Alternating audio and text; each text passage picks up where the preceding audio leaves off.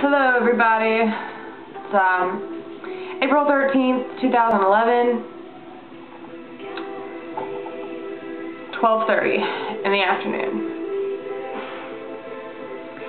I'm going to do a little bit of dream recall. This time I wrote it down when I woke up, so maybe I'll use it as a guide to it will help me remember while I'm talking, help me kind of remember. I'm sorry about my squeaky chair, it's like really squeaky today.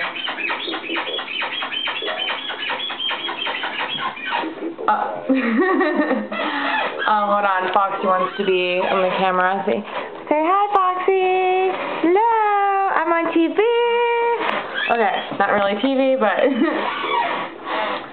so last night's dream was, I believe, it was a continuation of a dream that I've been having. For those of you that keep up with my dream recall videos, you know that, or if you even read my blogs or whatever, a lot of the time a recurring dream will begin, and it's blurry, the details are not clear, and then gradually each night the details become more clear and more clear and more clear, and so basically each night is just an extension of a dream.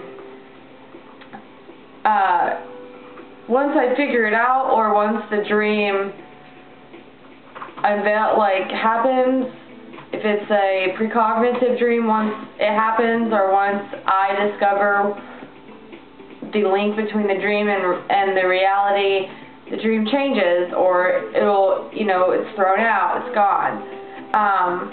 So I'm not really sure what this one means yet, but then again, it's only just becoming clear. So I'll go ahead and start talking about it, and if you guys have any insight as to what certain things might mean, analogies, metaphors, things like that, symbolism, comments, that'd be great.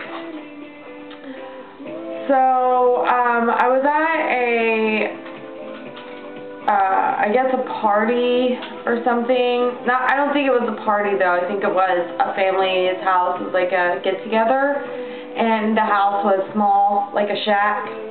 Just like recently in most of my dreams, it's been a small apartment that has nothing but a kitchen. Well, this was a small, little house that the rooms were really tiny. And I remember there was females there, and they were,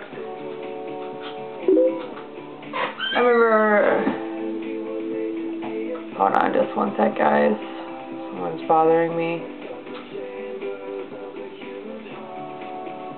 Okay, let me just get out of that. Okay, pause. You know how, sorry about that, guys, I was all up in your face on Facebook when you log on, people want to talk to you, and you're like, I don't want to talk. I'm sorry, guys. Not in a talkative mood. Back to what I was saying. So I remember being in a house of girls, and I remember there wasn't enough room or something in a bathroom or a bedroom or some shit like that. But I remember okay, let me just kind of go by, let me try not to jump around, let me just go by what I wrote down. I'm not going to read it up, but so first thing I remember is a small shack-like house. Second thing I remember is the environment. It's a wooded area, however there was a cliff, or basically just a cliff, Grand Canyon style cliff. Big cliff. If you walked off the cliff, you're gonna die. I mean, you're probably gonna die if you walk off the cliff anyway, but this cliff at the end of the dream ended up being important, sort of. So the environment was wooded. There was a small body of water in which at one point in the dream I was swimming in, and there were animals that I remember, like I think a dog or something that was swimming in the water with me. And then there was a male character, sorry that was Leon, who from what I remember looked like Leonardo DiCaprio. So maybe Leo from Inception was in my dream last night. Basically we'll just call him Leo, because that's what he looked like. He was like my partner, and these females ended up going missing. The first place apparently I looked was, or the first place I went, I remember going to a Walmart, a store, some kind of store, department store. It just reminds me of Walmart just because Walmart has like everything, and that's what this place had. But we were looking for these girls or something, and we got wind of these bad people coming to get us, probably. Not really positive. I know, well, okay. I remember one scene where the girl is running away, and Leo and I find her, and she tells us that these people are chasing her. They tried to kidnap her. She escaped.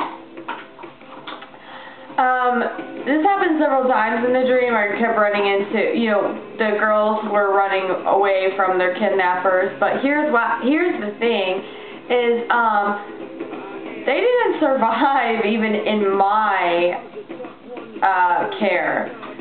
One girl was smashed by some kind of crate thing. Another girl, I think, drowned, and there was one more that happened. At this point, it's blurry. I can't remember exactly how she died. But they died trying to escape the people that were chasing them. And even though I was trying to save them, I remember there was a tunnel. And I was at one end of the tunnel. But we'll say the camera view, as in my mind, the camera view, kept shifting because there was a tunnel and Leo was with the girl in the tunnel, and I was at the end of the tunnel calling for them because the bad people were coming like through the door, and I was like, hurry up, hurry up, hurry up. And I guess something happened where the girl, they either caught the girl or something happened and she didn't survive. And I want to say that these bad people had kind of super evil powers, if you will. They were strong, but there was a leader, and he was a short man.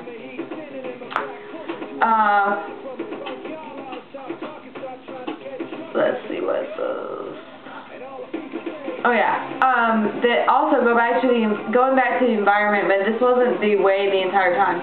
In the beginning of the dream it was rather clear, and then it was night when we leave out of this Walmart. It's nighttime, or there's one of three things it was, because my vision was limited. It was raining, it was foggy, or it was nighttime.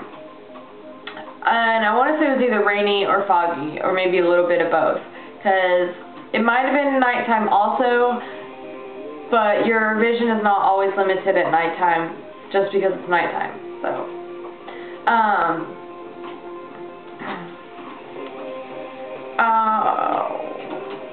okay, and then, like, the middle of the dream was kind of blurry. There was this aircraft, like a jet, not a jet. Well, it would be, I guess, maybe considered a jet. Private jet kind of sort of thing, but the nose had a propeller. Well, it was at the cliff, okay? So here's the cliff, and here is we'll say here's the cliff, here's the edge of the cliff, here's the plane. and we didn't have very much runway to take off. So Leo, I think, was piloting it, and I know, trying to keep I had a weapon, probably like a gun or a rifle or something. I was the gunner. But we take off, and then the front propeller just stops. So we begin to decel quickly. And what happens is, instead of crashing, how in reality it would happen, you would just crash into the cliff. There was like a rock, and then here's like the plane. It's just like on the nose, and we're just like chilling there on this rock thing, okay? And somehow the propeller starts up again, and we take off.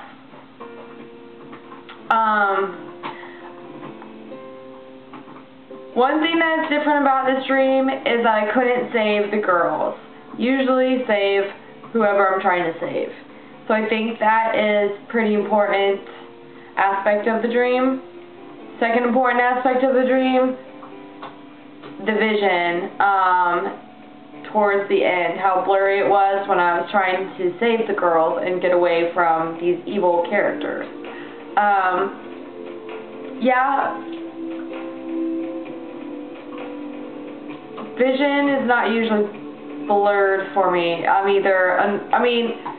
It's usually not like foggy or raining. It's usually very clear what is going on, and I don't usually have a problem seeing unless, I've been in a dream where somebody in a room turned out the light and I physically say I cannot see. This wasn't like that. I think the store, the not saving the girls, those are probably the two most important things. Not being able to save them and being at the store, because the store is a recurring environment. The girls are new. The beginning where we're in the house and like they're fighting over the bathroom or whatever, that's not new. That's been happening the last couple of nights. But them being, I guess, kidnapped or whatever, and me not being able to save them, that's new. Whew. So, that is all I can remember. That's all I have written down. That's all I can remember for my dream from last night. If you have any ideas about what some of the symbolism maybe means, or if there's something going on in the world that sounds a lot like my dream, let me know, because then I can move on to the next dream. That's about it. That's all I have for today. Bye, guys.